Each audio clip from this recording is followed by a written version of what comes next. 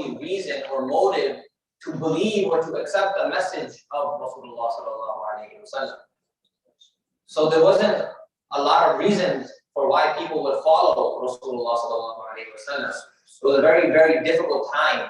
And when you think about that moment, we all know this moment. We know the Meccan periods, 10 years Rasulullah sallallahu alaihi wasallam had to struggle until Allah subhanahu wa ta'ala chose for him that in order for you to spread this deen in its appropriate way, you have to leave this area.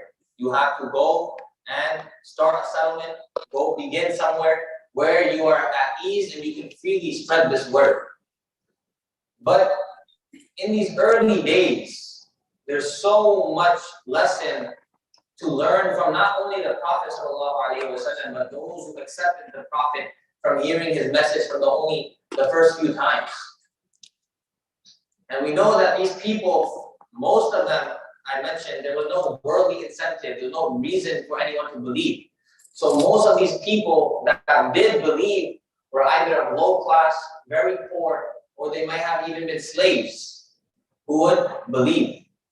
This is a sign that the heart that is connected and grounded into this worldly life and only sees things from the worldly perspective, it is much harder for the truth to enter into that heart. So we ask Allah subhanahu wa ta'ala to release us from the love of this dunya. We ask Allah subhanahu wa ta'ala to make us zahid al-dunya. That the person who does not, he may have wealth, all of the wealth in his hands, but it never enters his heart. So back to the topic, it was a very difficult time in the beginning of this period.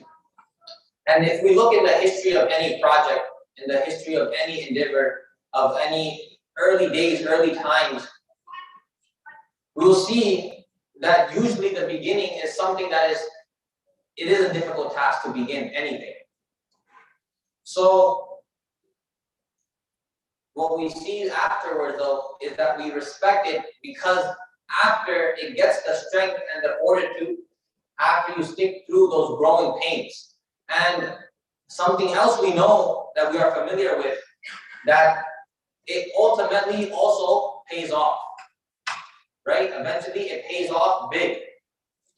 So when finally this thing becomes recognized, this commodity or asset becomes recognized, once this institution or organization becomes established, then they will reap the fruits and the harvest and they will benefit from it. However, spiritually, that isn't always the case. For those early Muslims, and especially there was an example that I was reading upon and reflecting upon, and that is the example of the family of Yasir radiallahu anhu. His son is Ammar bin Yasir. And for those of you who don't know, this was a Sahabi and one of the earliest Muslims. It comes that he was part of the first 40 Muslims, him and his family. But really, realistically, if we look, we can find that he was actually probably one of the first 20 Muslims to accept Islam, him and his family.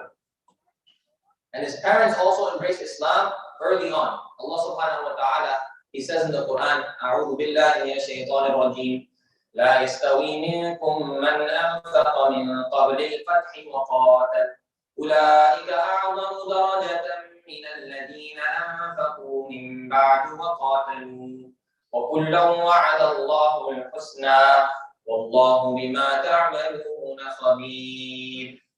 In this verse, Allah subhanahu wa ta'ala is telling us how there's different statuses of believers. Allah subhanahu wa ta'ala, he says, of course, كُلًّا وَعَدَ اللَّهُ الْحُسْنَى, that all of them, all of the Sahabas, they fulfilled the oath of Allah subhanahu wa ta'ala in the best way. But Allah subhanahu wa ta'ala talks about the ones أَنْفَقُوا مِنْ بَعْدُ وَقَاتَلُوا أَنْفَقَ مِنْ قَبْلِ الْفَتْحِ وَقَاتَلُوا, that the ones who they spent, they invested early, they sacrificed, they followed. Those who followed and strive min qabl, from before the Fatha Makkah. What about them? أَعْظَمُ دَرَجَةً, they are in a higher status. They have a more bigger status. مِنَ الَّذِينَ أَنْفَقُوا مِنْ بَعْدُ وَقَاتَلُوا, than the ones who came after the Fatha Makkah and the the harb, the wars. So Allah subhanahu wa ta'ala is pointing out here that the early goers, they are the most rewarded. They are of the highest status. So those who did it before have a greater reward than those who did it after. Because once everyone gets on board, so now it's because everyone is doing it. So those who came early, it's recognized and it's rewarded and even by Allah subhanahu wa ta'ala. And that's how are you, Imam? You are enjoying the end of the seerah of Rasulullah. But even prior to that, the hadith of Sahih Bukhari, it tells us that those who were there before Badr, at Badr, they will always have status above everyone who came after. Alhamdulillah, we are missing you. But this family was even earlier than that. They are in the How far early is days of Daniel? Makkah, where there wasn't even anywhere to go to. There was no escape. There wasn't a place of refuge. And this family, this father, mother, and son. Okay, because when I'm looking his location, so he is 56 minutes away from me. So how come he's an hour away? Then where is he? Till this moment, I can check. Let me check when the mother is murdered and she's killed in cold blood, broad daylight, in the middle of the town square in front of her own husband. And when you think about this, my dear brothers and sisters, these are the people who like I keep mentioning, they invested in Islam early. They took the message and he's 40 minutes away. Right. Okay. Alhamdulillah. There was so few. Yeah. And So inshallah, when he will come, so and then I will call him. I ask him to call me, inshallah, so we can plan for tomorrow.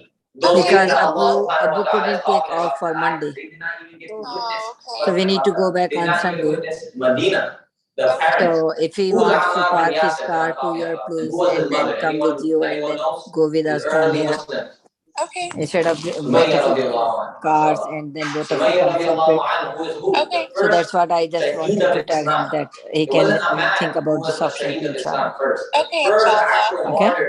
Do you guys have to go back early? We have to go back on Sunday. Like Sunday morning? No. Sunday we will still go Sunday for the sightseeing, for the tour. Okay. And after the tour, like 4 5 o'clock, when he wants to get out, so then inshallah we can look at this, together. Like it's up to him. Okay. Right? Okay. Inshallah. Okay, so looking forward to see you in the morning, inshallah. The conquest, Islam beta kaise hain aap? they didn't get any of that. Alhamdulillah. That's why in our spiritual, in our Islamic paradigm, we understand Allah tells us, and I quoted these verses before as well. Allah subhanahu wa ta'ala says, "But tu'thiruna al-hayat ad-dunya." And the Prophet sallallahu alaihi wasallam would always read this verse on the day of Jummah in his khutbah. But tu'thiruna al-hayat ad-dunya. That you were so overly invested in what happened in this dunya that you prefer to be obsessed in this dunya. وَالْآخِرَةُ خَيْرٌ وَأَبْقَى. And the akhirah is much better and better long lasting. That is actually where you get the payout. That is actually where you reap your fruits. This is where you get your real dividends. Not in this life of this dunya, of this world. If you got to see Medina, that's beautiful. The mom made so good food. If you got to see Badr, we where the enjoyed angels it were a lot. coming and supporting the souls We of enjoyed Allah the food a subhanahu wa lot. ta'ala, Mom made so good that's food. a glorious thing to witness. If you were there at Makkah when the people were arriving into Makkah in the thousands and the hundreds of thousands, it was a great thing. But it wasn't about that at the end of the day. These events, it wasn't about any of these things. That wasn't the objective. It always was, and it is, and always will be the life of the hereafter. Success in the life of the hereafter. That is the goal, that is the objective. And that's why the words of Prophet sallallahu alaihi wasallam, they're so powerful. They're so timeless and so beautiful. And they're so thought-provoking and soothing to the soul. What did he say to this family? He said, "Sabran ala Yasir sabran. Inna maw'idakum al-jannah." He said, "Have patience, O family of Yasir. Be patient. Indeed, your maw'id, your objective, your appointment, your destination is Jannah. When they were going through these trials, this is what Rasulullah sallallahu alaihi wasallam chose to say. Allah subhanahu wa ta'ala told Rasulullah sallallahu alaihi wasallam that you go and to this family and give them this glad tidings. That is real success.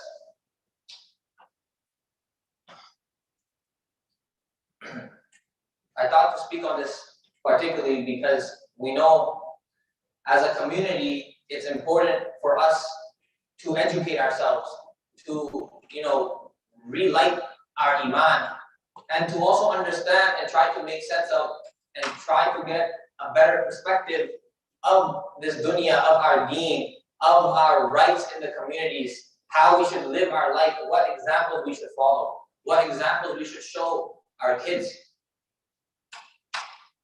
Allah subhanahu wa ta'ala reminds us in the Quran in different places the same thing.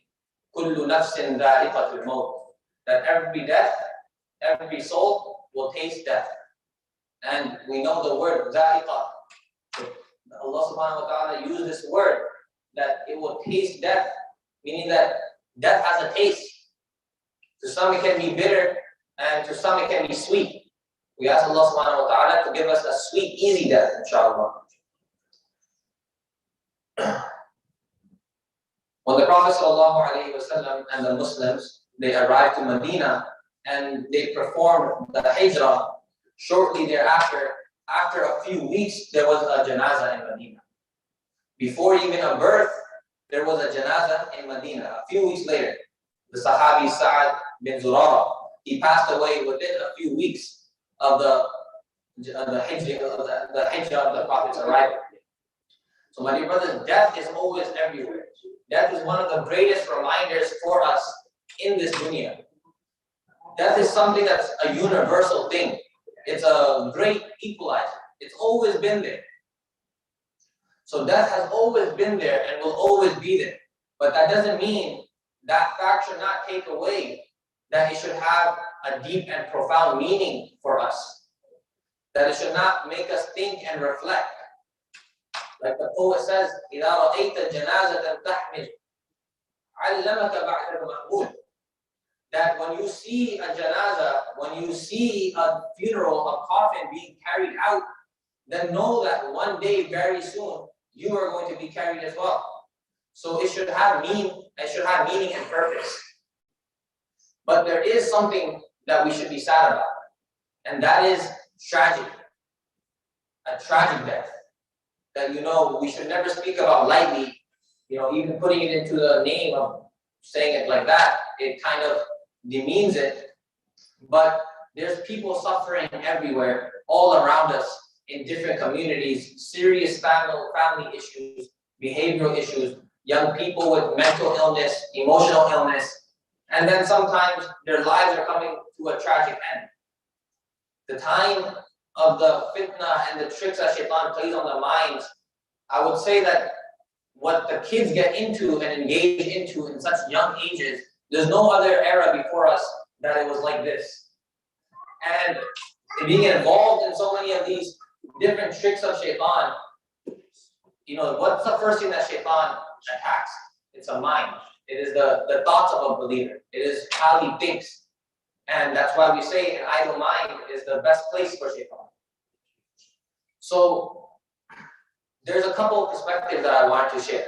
Number one is that we cannot decipher, we cannot interpret, we cannot understand the life of this world as defining what is our status in the eyes of Allah subhanahu wa ta'ala. I mentioned this before too. I want to say it again. That we cannot understand the life of this world as defining what is our status in the sight of Allah subhanahu wa ta'ala. Because if how we live and where we end up, it defines our status in the eyes of Allah, then the world, not us, don't get it mistaken, the world, they would have called those people that I was talking about, the family that I described earlier, the world would have described them, they would have called them failures. Right? Because the world, it defines success. If we define success through a worldly lens, then what is that? That is you getting to see all of your efforts come into fruition, and you get to see that, you get all the shabash, you get the congratulations, you get your ribbon cutting for your company, you get to pick up your checks, right? You get all these things. That is success. That's success. That when you get there, the world thinks that. The world thinks that these people and I can't even put their names in the sentence because it's so disrespectful that the world, they think that these people, they were actually failures. And they are wrong for saying that. They're incorrect because they are the ultimate examples of success. My teacher will always remind me and tell all of us that don't take your role models as people who are alive in this dunya right now. Because you do not know what will happen when they are passed, what condition they will pass in. Only take the role model of those who lived in this dunya and they died upon in this dunya with their iman. And this is why the Sahaba get the title, radiallahu anhu, that Allah subhanahu wa ta'ala was pleased with them. And they were pleased with Allah subhanahu wa ta'ala. Because you can only get the title of a Sahaba when you die as a companion of Rasulullah sallallahu alaihi wasallam. We ask Allah subhanahu wa ta'ala to give us death while He is pleased with us in the state of iman. So number one is that we cannot define our status in the eyes of Allah subhanahu wa ta'ala through this. We cannot determine success and failure. We cannot get trapped in this worldly shaitani trap, that thinking that difficulty, pain, or suffering is somehow an indication of our success or failures as human beings. No, we cannot make this mistake. That's number one. Number two is that we have a long-standing tradition in our deen of even understanding pain and suffering is actually, and not just pain and suffering for the sake of it, but a believer having some difficulty is actually a means of elevating the status of the believer. The Prophet ﷺ, he was blessed with 7 children in his lifetime. 6 from Khadija radiallahu anha, and 1 was Ibrahim from his slave Maryam. And 7 children in his lifetime. He had 7 children. 6 of those children died before he did. Ashaddul bala al-anbiya thumma al-amsal fil amsal. That the most severely tested people are the anbiya, are the prophets. And then who? Al-amsal, the ones who are like them, the ones who follow in their footsteps. And then who? Those who follow those people. So we need to rewire, and we need a reframing and a restructuring of this idea that we just took pain and suffering as some kind of like punishment. That we look at difficulty and adversity as you must have done something wrong now. You must have done something. No. But this hardship of this dunya is actually directly translates us to being elevated as a person, as a slave in the status, in the eyes of Allah subhanahu wa ta'ala, and a person's status on the day of judgment. We need to embrace that idea. We need to understand that. And thirdly and finally, inshallah, when we see a tragic situation, when we see something that's, any tragedy, we should take that as a moment to really gut check ourselves, to see what is going wrong as a community. How do we respond and how do we react as a community? If the main thing that happens in these situations, in heartbreaking situations, that, the rumor mill starts turning. If that's the main thing that happens, we have some serious soul searching to do. What happened? Do you know what happened? Well, why is this person, how did he die so young?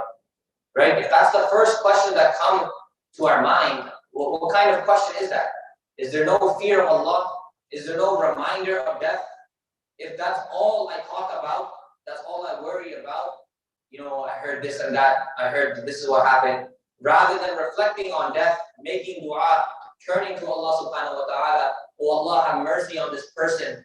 May Allah give strength and tranquility to the family. Coming together as a community, supporting the people, holding them up, taking care of them. That was the calling card of Rasulullah sallallahu alaihi wasallam. There's a hadith in Bukhari كان رسول الله صلى الله عليه وسلم لا يسأل شيئا إلا أعطاه. That Rasulullah sallallahu alayhi wa sallam, he would not be asked for anything for the sake of Islam except that he would give it. He would be at service of anyone around him. May Allah subhanahu wa ta'ala grant us the ability to follow the footsteps of Rasulullah sallallahu alayhi wa sallam. May Allah subhanahu wa ta'ala grant us all the ability to reflect on the afterlife and to live a life that allows us to succeed and have meaning and purpose in the afterlife.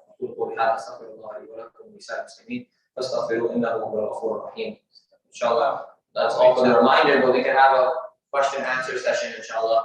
Any general questions? Ji. The value of this word. There is a beautiful hadith of Rasul sallallahu alaihi wasallam. He says that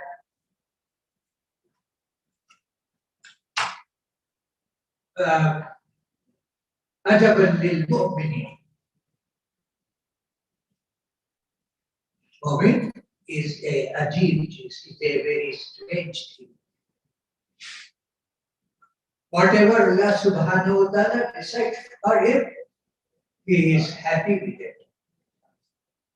إذا أصابه ضراء صبر. When something bad strikes to him, he is patient. إذا أصابه ضراء شكر. When something good happens to him, he thanks God.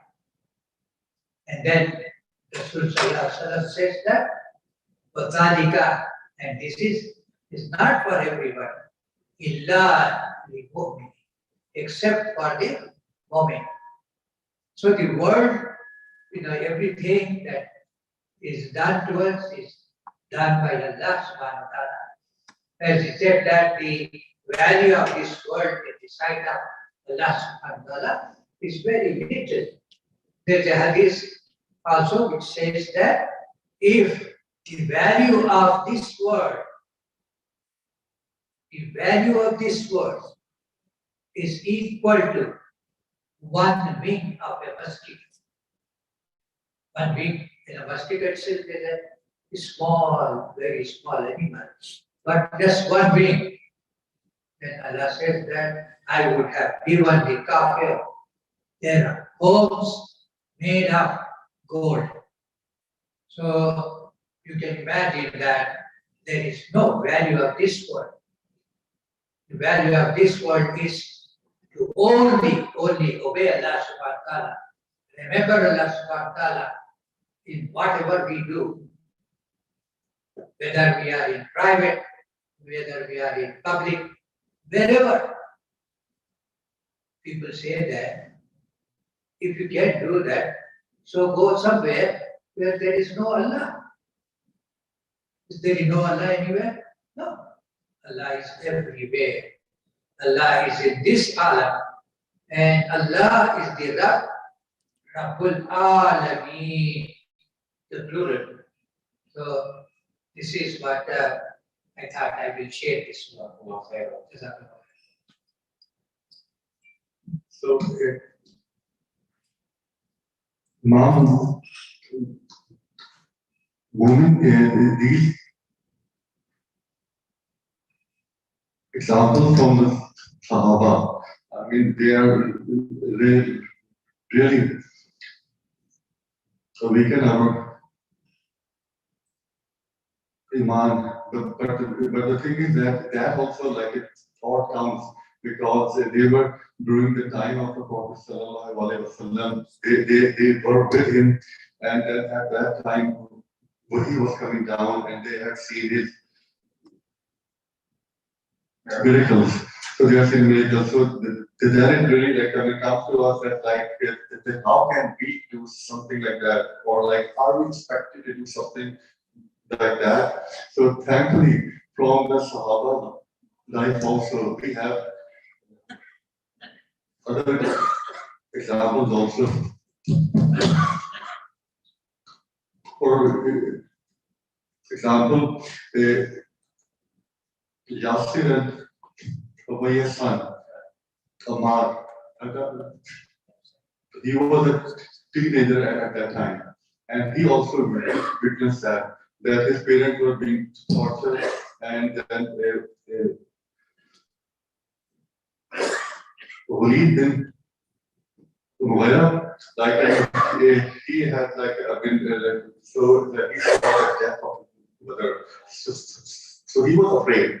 He was being tortured also. So he actually turned back on me, like at that time. And so he was so afraid that whatever he said, that his owner, said that, and then after that, he felt so bad.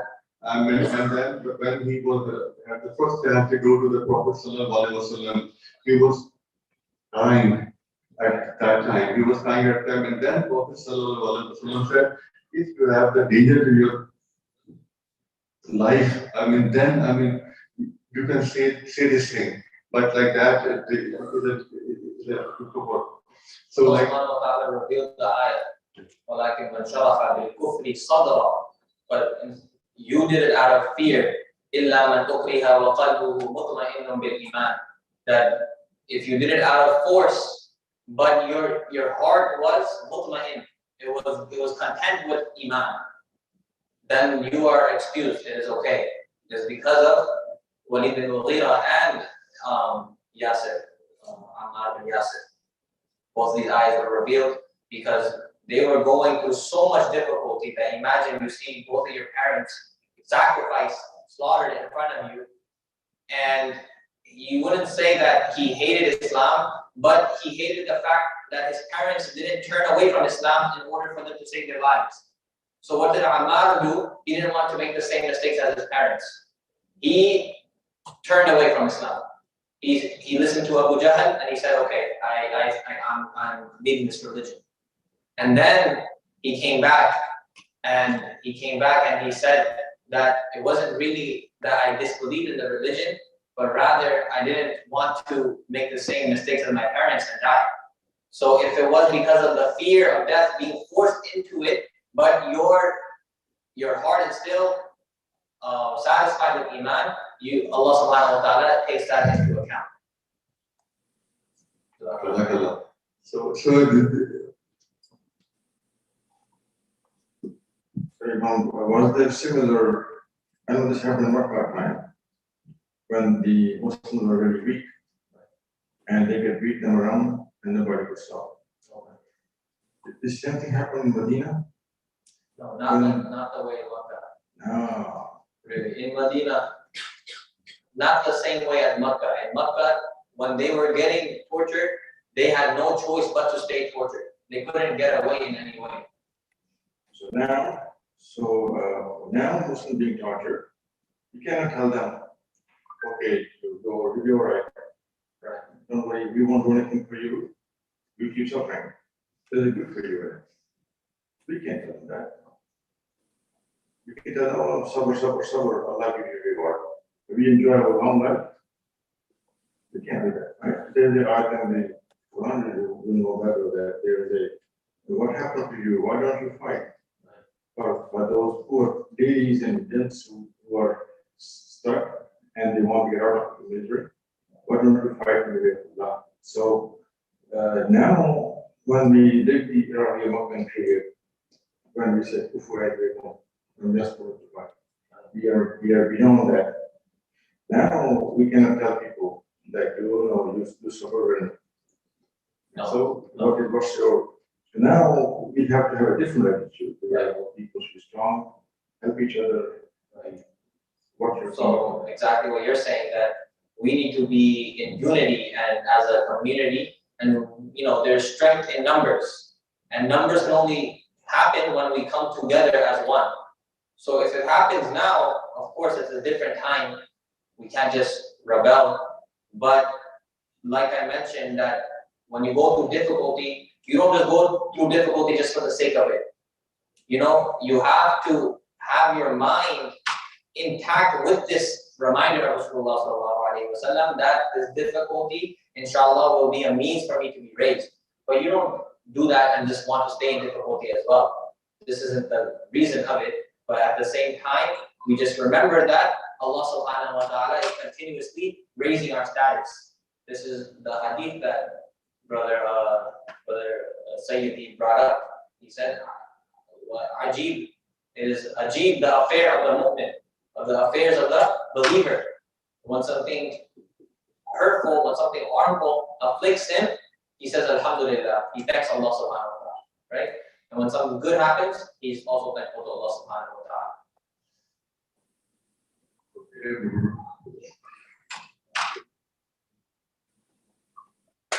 You have talked about the difficulties. So, like faced by Rasulullah sallallahu alaihi wasallam, and the difficulties like faced by the Sahaba, and they were tested. So, this thought is, how can you tell if you are being tested? So, if you're facing difficulties. So how can you tell, are you being tested or are you being punished by Allah subhanahu wa ta'ala? Because they will say in the Quran also that you are punished for your fear also. So how to tell that difference? This is a very big question that's asked. How do you tell the difference between if some dark, some adversity, some difficulty comes in my life? How do I know this is adab, or is this a punishment, or is this a test, or is this raising me? And that question is actually answered in the moment of the adversity. While you are going through whatever difficulty. This is why Rasulullah sallallahu alaihi wasallam said that the mu'min, he is rewarded for even the difficulty of what? A thorn pricking his fingers. This has nothing to do with your deen. This is just some pain that you may have, thorned your fingers. But if you say Alhamdulillah, you say, you don't curse. You don't just, the next thing you say is a curse word. You just thank Allah subhanahu wa ta'ala. So now you know that this definitely raised you. It raised you in many ways. You got your reward for Alhamdulillah. You got the reward for being patient in adversity. Right? So the answer to that question is, it's about how you actually deal with and how you look at that harm that came your way. The first core beliefs of a Muslim, after he believes in Allah and His messengers and His books and the last day, what else? وَالْقَدْرِ خَيْرِ كُلِّ وَشَرِّ كُلِّ مِنَ اللَّهِ. That whatever is decided for me, this factor of qadr, this qadr, I wouldn't give it an English translation because then people get confused, but you can say decree, what Allah subhanahu wa ta'ala already knows what will happen. Every good in that and every bad in that, every bad thing, every good thing is always from Allah subhanahu wa ta'ala. This is why we should never question any death. We should never question any situation. Sabr, and the best implementation of sabr is to stay quiet, to let your heart do the dhikr of Allah. May Allah subhanahu wa ta'ala give us tawfiq to act upon sabr. Any questions, any masail? Assalamu alaikum. What I understood is that when somebody goes through a difficulty, a trial, at the end, if it brings you closer to Allah, then it was a test. If it takes away from Allah, then it was a punishment. Simple. This is the equation. Correct.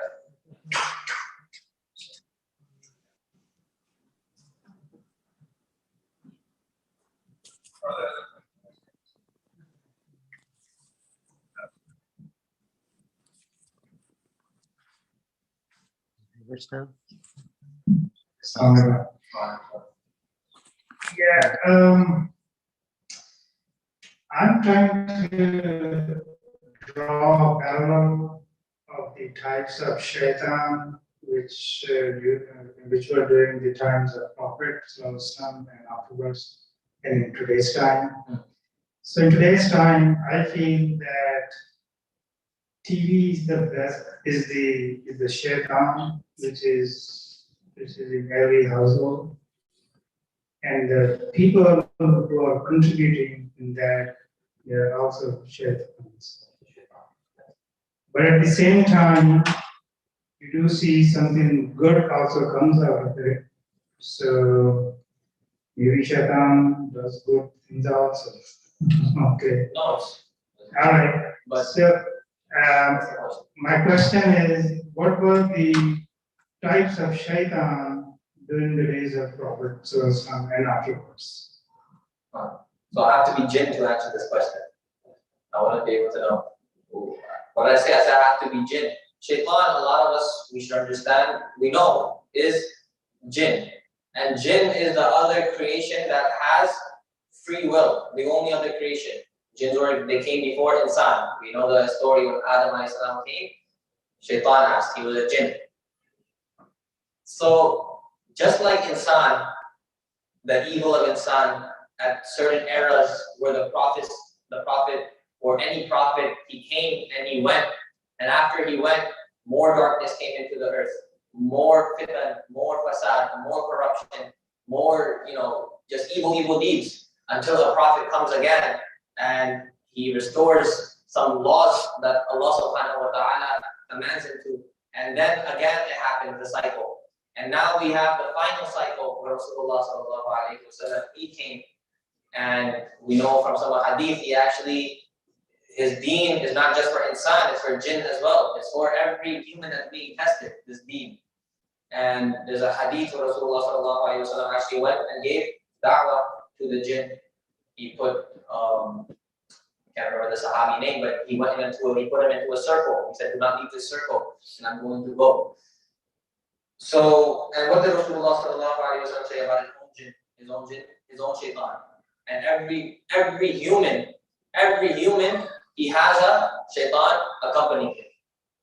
So, even though the jinn, they have their own test, they do have their own test, just like insan. And we have insan that is kafir and Muslims that are bad and Muslims that are good.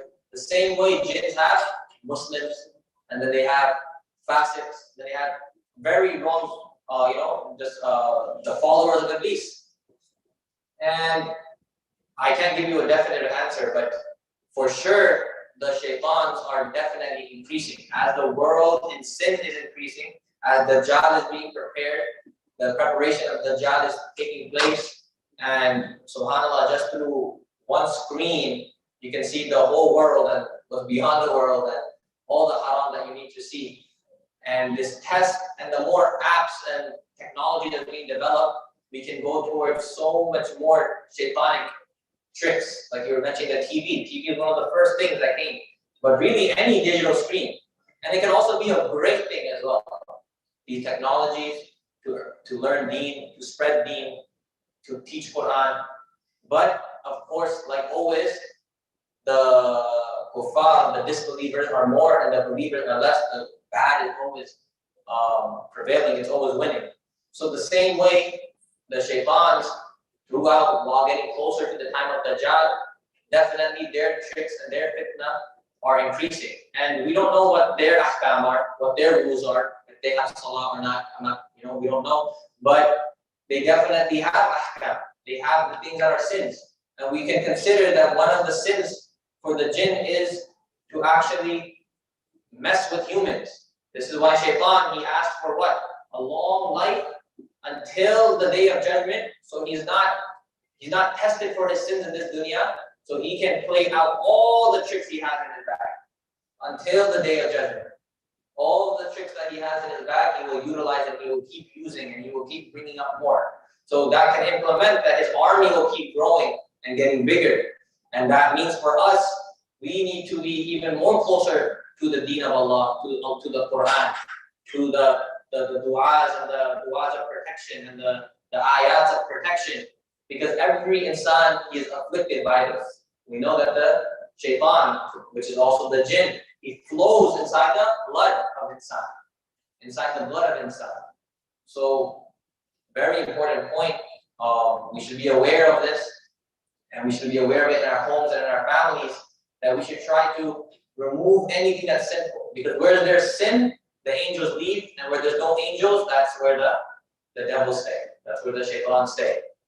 So may Allah subhanahu wa ta'ala protect us from the trials of shaitan and the trials of man. There is a beautiful hadith of Rasul sallallahu alaihi wasallam. A group of companions were on a war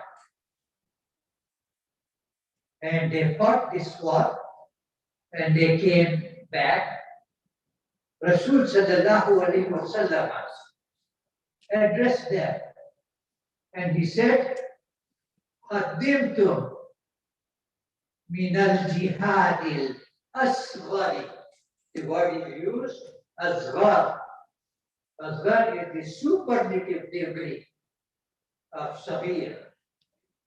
So, qaddimtum min al-jihad al-afzari ila jihad al-akbar. Towards the biggest jihad, akbar, the superlative degree, only used for Allahu Akbar. So the companions got amazed. They said that we went to fight and we could have been dead there. And Rasul said that that's the Asghar jihad. So they asked Rasul Wama jihadul akbar? What is the biggest jihad? He said, your nafs. Your nafs. So nafs itself, the human nafs, that tells you to do the things, good thing, bad thing, worst thing. Another hadith about the nafs, narrated by Aisha radiallahu ta'ala, inshallah, very authentic hadith. One day, Rasul sallallahu alaihi wasallam returned to sleep with Aisha radiallahu ta'ala. She woke up in the middle of the night and she didn't find Rasul sallallahu alaihi wasallam there. So she went to search him. He saw Rasul sallallahu alaihi wasallam prostrating, doing this sajda. And he was very humbly crying. He was saying, Allahumma, oh my God, Ati nafsi, give my nafs, taqwaha, the taqwa, or zakkiha, and purify it. Wa anta khayru man zakkaha. You are the best one who can clean the nafs. So we can learn from this hadith that all human beings, I don't want to say that because Rasulullah was asking the dua for himself, but he was given by Allah subhanahu wa ta'ala the purity, his previous guna and the future sins, everything has been wiped out. But he made that dua. So it is all for us every time to make this dua. Allahumma ati nafsi taqwaha wa zakkiha wa anta khayru man zakkaha. So inshallah we can recite this dua in the tahiyat after the tashahhud. That's the best time to make these duas. So I have this question, and it will be the last one. So the thing is that this issue is being faced by us Muslims because the evangelists here they preach the gospel of prosperity. So because that's what they're doing. Because what they say, if God gives you it, if God wrote, so this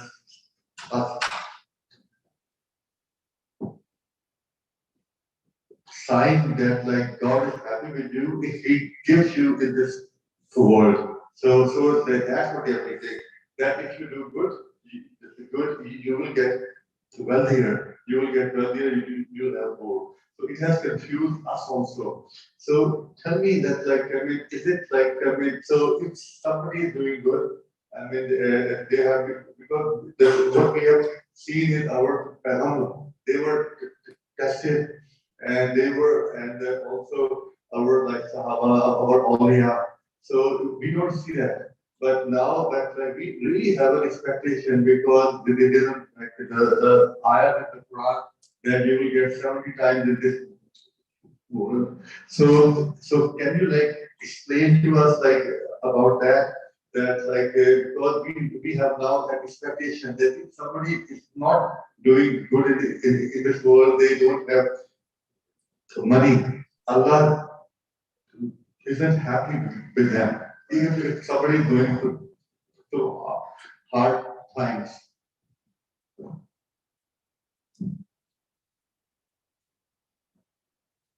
Who was the book of what? Prosperity? These people. No. I mean, there isn't a book. What I was saying is that Christians at this time, there's a sect, evangelists, they actually preach the like a gospel of prosperity. They are saying, I mean, what they do, especially the telling the evangelists, they say give 10% of the wealth, God will give you more. And they actually show off their wealth. So they think that they have already gotten the goodness of Allah. The goodness of Allah. So they are saying this is a sign of good that like God is happy with you. Yeah.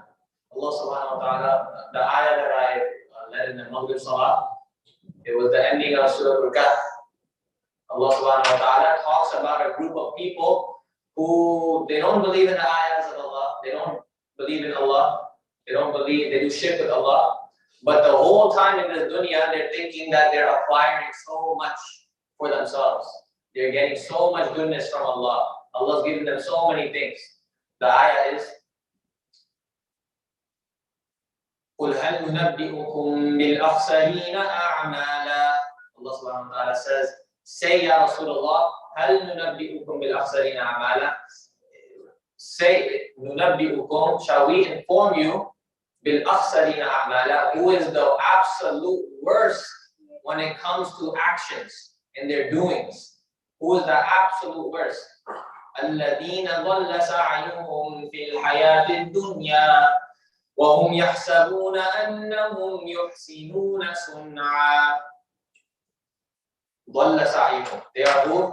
الَّذِينَ ضَلَّ سَعْيُهُمْ فِي الْحَيَاةِ الدُّنْيَا. That their pleasures, their goodness, it averted them, it distracted them. In this hayat al-dunya.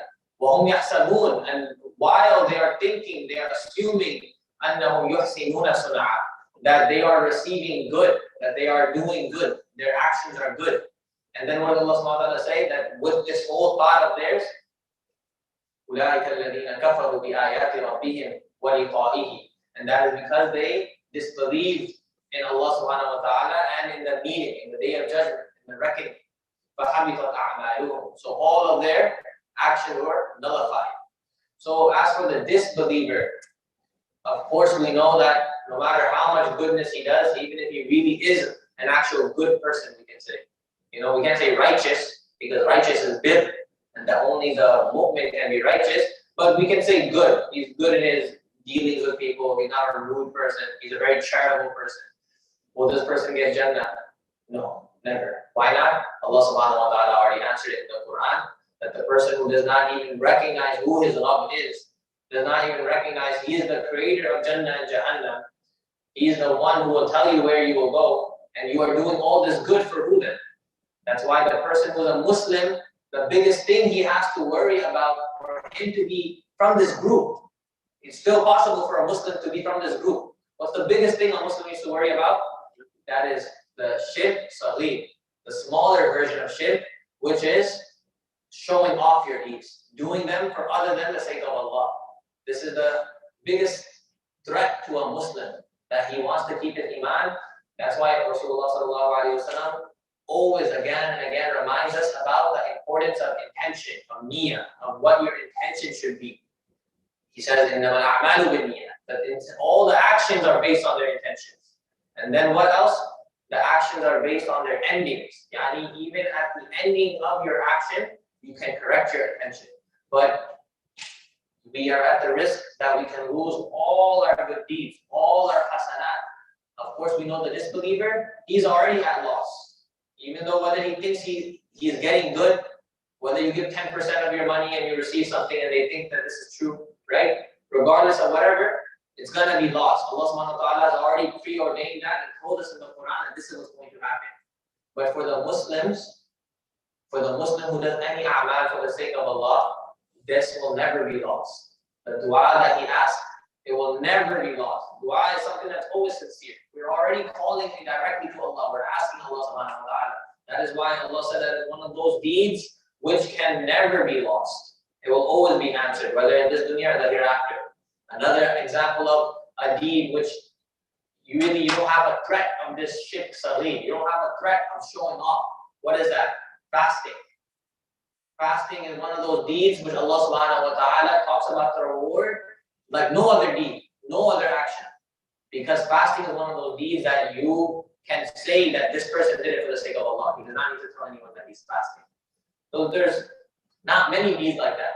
The prayer in the night, the person that will be saved on the day where every person, you won't know where he's going on the day of judgment, and you will be sweating. Every person will be sweating, but you won't know whether his book of deeds will come in his right hand or his left hand. The fasting will help him in that. The fasting will keep him content and sure in that time where he's not sure, where he doesn't know. The fasting will give him a feeling that you are successful. So I really forgot where I was getting at. What was the? So the thing was How do you know that charges are being accepted or not? So the person is that what Muslims feel that if they are not doing well in this world, that the God isn't, that Allah subhanahu wa ta'ala isn't happy with that. So we have began to think like that. So could you tell me like how to like the biggest principle to this is the hadith that Brother Sayyid just said, that if the dunya had even what? It had the value to Allah subhanahu wa ta'ala as much as even a wing of a fly. If that much value was even there. So which means what? Allah subhanahu wa ta'ala has no value whatsoever of who gets what, who doesn't get what. Allah subhanahu wa ta'ala chooses this, but this does not mean anything. Who is poor, who is rich? If that could mean the poor might have a chance to get closer to Allah because he will have less things to be asked about. That could be the case, that usually is the case, but that also could not be the case. The poor person can still be the sinner. He could be the one that does not care that he is hungry and he goes and wants to steal. And the rich person, even though Allah subhanahu wa ta'ala has given him all the sustenance, all the means and comforts and time, if he wants, he can carry out and worship Allah subhanahu wa ta'ala. When we say rich, we would say that this person is independent. He has time. But we see that it's the opposite, really, that this person, he is so dwelled into the dunya that he doesn't even think of Allah, even though Allah subhanahu wa ta'ala has given him so much ni'mah. So the dunya really doesn't show anything. The dunya is just a test. And if the dunya had the value of even a fly, then the kafir, the non-believer, would not even get a sip of water.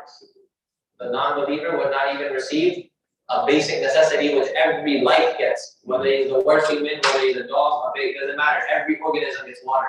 But if they had that much value. So could you please tell me this explanation, or is this correct? Is this way of thinking that for us Muslims. So if we don't have if we are poor, so we are still thankful. We are thankful to Allah subhanahu wa ta'ala. We understand this is a test, and if we have money, we also consider it is a test. So we don't say that this is that Allah subhanahu wa ta'ala has blessed us. He gave us a test. What we are going to do with this money, because it comes from Allah subhanahu wa ta'ala. So in this way, so if we are happy either way. So this is the right meaning dunya and the mal of the dunya and the wealth of the dunya. This is why we ask Allah subhanahu wa ta'ala in the beginning to grant us zuhud. Zuhud is exactly this thing, that we don't have any expectations from the dunya. Whether Allah subhanahu wa ta'ala gives it to us or not, we can ask for rizq. That does not change our hearts. And whether we receive rizq or not, it's not going to change our hearts. It's not going to change that we need to make sure we don't keep this love of dunya in our hearts. And what comes for the most important thing, whether I'm rich or poor, is me ordaining to the ahkam of Allah and living my life in the footsteps of Rasulullah sallallahu alaihi wasallam. May Allah subhanahu wa ta'ala give us all the faith. أقول قولي هذا وأستغفر الله لي ولكم ولسائر المسلمين فاستغفروه إنه هو الغفور الرحيم. أذان عشاء الصلاة إن شاء الله. Anyone can give. Adhan? Okay, I'll just turn it on. Okay.